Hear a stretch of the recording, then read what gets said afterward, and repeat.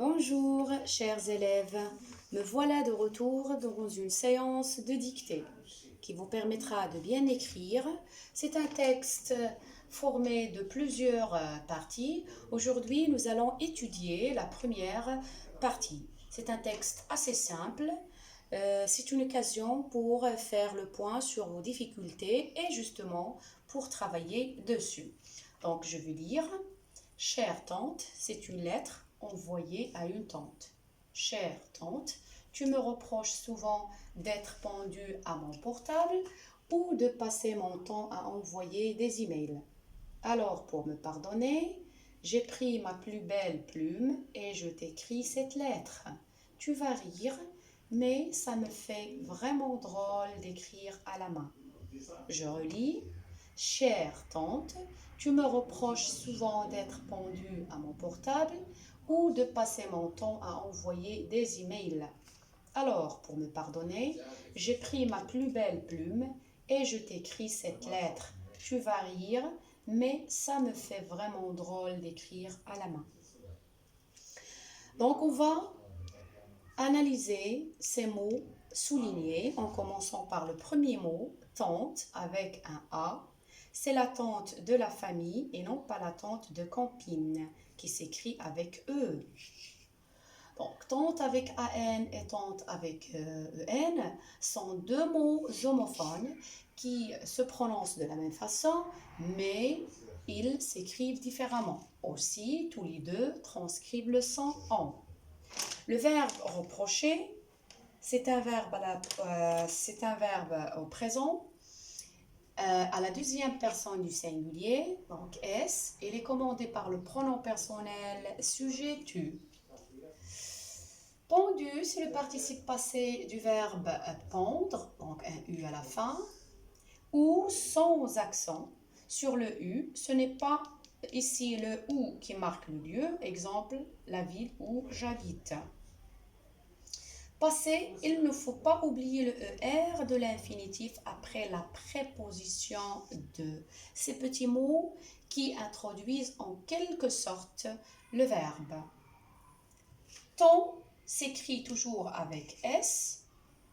Ça fait partie de l'orthographe du mot, comme tapis, comme souris. Voyons le verbe pardonner qui vient de pardon et que l'on a allongé. Donc, on a un doublement du N. Il s'écrit avec deux N. J'ai pris, c'est le passé composé du verbe prendre, l'auxiliaire avoir et le participe passé. Donc, un S à la fin. Faites très attention. Aussi, on n'oublie pas la forme du féminin à 7. Et je t'écris 7 lettres.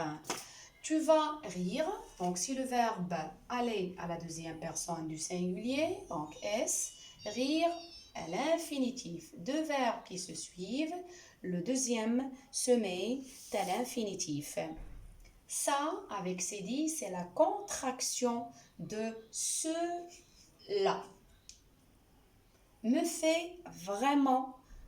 Voilà l'adverbe qui a une particularité car en général, lorsqu'on construit un adverbe, on utilise le féminin de l'adjectif.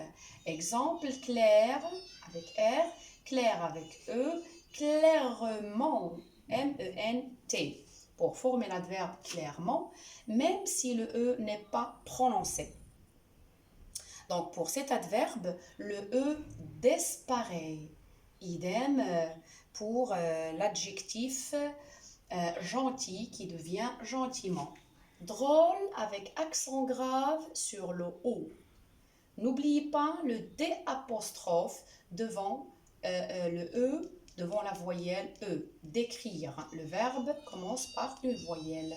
À la main. Point final. Donc, je relis pour la troisième fois.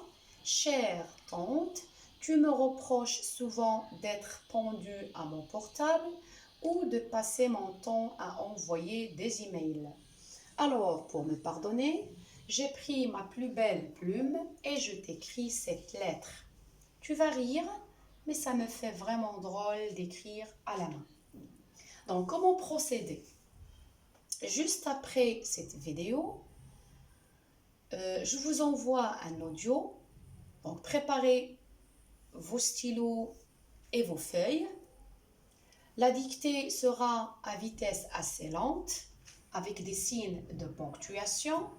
Pensez à vous relire pour éviter un certain nombre de fautes d'inattention. Et à la suite, vous passez à l'autocorrection de vos erreurs. Je vous souhaite bonne chance. Allez-y.